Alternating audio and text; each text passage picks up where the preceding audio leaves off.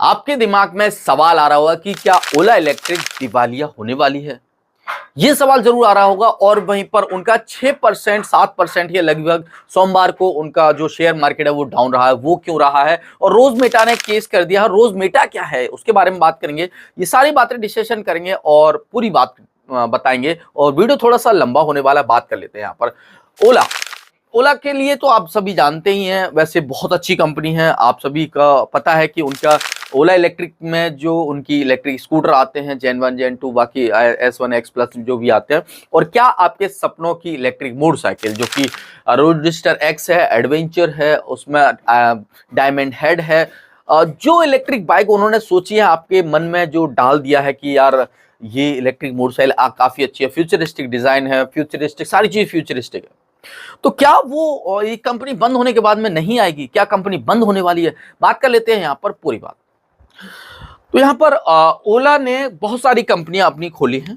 भावेश अग्रवाल जी ने बहुत सारी कंपनियां खोली जिनमें आपको ओला कैब काफी अच्छे से चल गई और वहीं पर कृत्रिम AI वो भी चल गई, और उन्होंने एक और कंपनी खोली जिसका नाम था ओला इलेक्ट्रिक, जो कि इटर्गो कंपनी को हायर किया था, मतलब खरीदा था उन्होंने, और उस कंपनी को लाने के बाद में उनका जो पेटेंट है इलेक्ट्रिक स्कूटर उसको अपने यहाँ पर पेटेंट कराया, और पेटेंट कराने के बाद में उनके थोड़ा सा मॉडिफिकेशन करने के बाद में अब जो है इंडियन मार्केट में उनका ओला का इलेक्ट्रिक स्कूटर S1 Pro जेन 2 और बाकी अदर नाम से आपको देखने को मिल जाते हैं।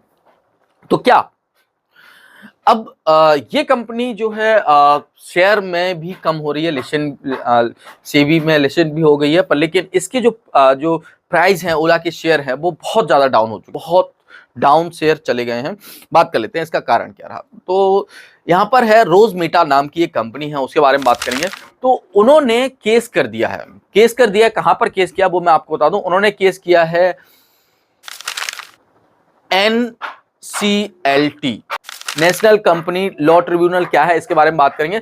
तो पहले हम बात कर लेते हैं यहाँ पर रोजमेटा सर्विस। रोजमेटा एक डिजिटल सर्विस प्रोवाइडर कंपनी है जो कि ओला इलेक्ट्रिक के रजिस्ट्रेशन को देखती थी, मतलब ओला इलेक्ट्रिक की जितनी भी गाड़ियां हैं वो रजिस्ट्रेशन को देखती हैं। अगर हम वेबसाइट पे चलें तो वेबसाइट पे आपको देखने को मिल जाता है कि जो है आपको वेबसाइट देखने को मिल जाती है, और यहाँ पर वो सर्विस प्रोवाइडर है, एज ए रजिस्टर काम करती है। वैसे वो कंपोनेंट्स प्रोवाइड का भी काम करते हैं, मतलब डिलीवरी का भी काम करती हैं, तो ये काफी काम करती है। तो उन्होंने कहा है कि भाई हम जो ओला इलेक्ट्रिक है, वैसे अदर कंपनियों के भी वो सर्विस प्रोवाइडर है, जिसमें अल्ट्रा वायलेट आपको देखने को मिल जाता है, एम्पियर देखने को मिल जाता है, रॉयल एनफील्ड देखने को मिल जाता है, उसमें ओला इलेक्ट्रिक भी है। अब उन्होंने कहा है कि ओला इलेक्ट्रिक लगभग हमारे 25 करोड़ रुपए जो है नहीं दे पा रहे हैं। मतलब रोजमेटा ने काम किया, काम करने के बाद में जो ओला इलेक्ट्रिक है वो उन्होंने पैसे नहीं दिए हैं। पैसे नहीं दिए हैं तो फिर उन्होंने कहा कि भाई हम जो है अपने एम्प्लॉय के लिए सैलरी नहीं दे पा रहे हैं, सैलरी नहीं दे पा रहे हैं, तो फिर बात कोर्ट में पहुंच गई। और कोर्ट क्या है वो मैं आपको बता दूं, NCLT, नेशनल लॉ ट्रिब्यूनल। और वो क्या करता है, जैसे सामान्य जनता के लिए क्या होता है, जो हमारे जजेस होते हैं जो कि हमारे यहाँ पर आपको जिले पे तहसील पे यहाँ पर मिल जाएंगे, पर लेकिन कंपनियों के लिए भी एक लॉ ट्रिब्यूनल बनाया गया है जिसमें कंपनियों के जो केस हैं वो सॉल्व किए जाते हैं, जो कि जल्दी जल्दी होने के लिए किए जाते हैं। तो वहां पर वो पहुंच गए। पहुंचने के बाद में उन्होंने केस कर दिया। केस करने के बाद में ये जो खबर है वो 15 तारीख की है। 15 तारीख में उन्होंने केस किया। केस में बताया था कि लगभग हमारे जो है 25 करोड़ रुपए ओला इलेक्ट्रिक पर आ रहे हैं और वो प्रोवाइड नहीं करा पा रहे हैं, इंसॉल्वेंसी की प्रॉब्लम आ चुकी है, तो क्या ये कंपनी अब जो है दिवालिया घोषित कर दी जाए। उन्होंने अपने जो नोट्स, जो अपना पत्र है उसमें लिख के दिया, केस दायर किया उसमें लिख के दिया है। तो गाइस फिर उसके बाद में क्या हुआ है कि वो जो है समाचार में चलते रहे, बहुत ज्यादा खिचड़ी पकती रही, और पकने के बाद में जैसे ही आपको पता है शनिवार और संडे को मार्केट, शेयर मार्केट बंद रहता है। फिर उसके बाद में जैसे ही मंडे खुला, मंडे में जो लगभग 7% उनके शेयर ओला इलेक्ट्रिक के गिर चुके। गाइज ये काफी बड़ा फॉल हो जाता है ये, मतलब तो इन्वेस्टर के लिए क्या राय है रहेगी, क्योंकि बात कर रहे थे। देखो मैं ज्यादातर मतलब शेयर मार्केट में मैं ज्यादा जानता नहीं हूं, तो मैं उसको राय नहीं दे सकता, चाहे होल्ड करके रखो चाहे आप सेल कर दो, मुझे नहीं पता, पर लेकिन उनके शेयर डाउन हो चुके हैं। बात कर लेते हैं यहाँ पर अब प्रॉब्लम क्या आ रही है। प्रॉब्लम कहाँ आ रही है, तो क्या ओला इलेक्ट्रिक बंद होने जा रही है? तो ऐसा नहीं है। कोई भी कंपनी है, जो कंपनी लगभग 500 करोड़ का घाटा झेल के भी चल रही है, तो क्या वो 25 करोड़ नहीं दे सकती? दे सकती है। पर लेकिन ओला इलेक्ट्रिक ने कहा कि भाई नहीं भाई, हम जो है अपनी जो रजिस्ट्रेशन है वो खुद करना चाहेंगे। मतलब जो काम आप 1500 में कर रहे हैं, हम हमारा 300 में हो रहा है, तो 300 में हो रहा है तो भाई हम तुम्हें 1500 रुपए क्यों दें।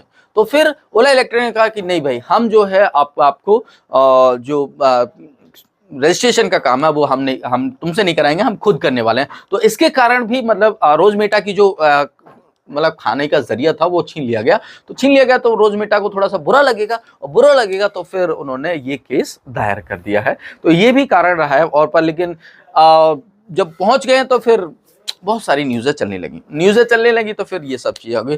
तो क्या ओला इलेक्ट्रिक दिवालिया हो गया है? नहीं यार, ओला इलेक्ट्रिक दिवालिया नहीं होगा।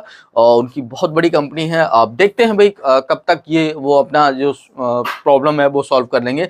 तो मैं आपको बता दूं, अब ये लॉ है हमारे इंडिया में कि कोई भी व्हीकल हो, चाहे इलेक्ट्रिक हो, पेट्रोल हो, डीजल हो, कोई भी व्हीकल हो, बगैर नंबर प्लेट के शोरूम से बाहर ही नहीं निकल सकता। यदि बाहर निकल रहा है बगैर नंबर प्लेट के, तो वो जो है आपने लॉ तोड़ा है।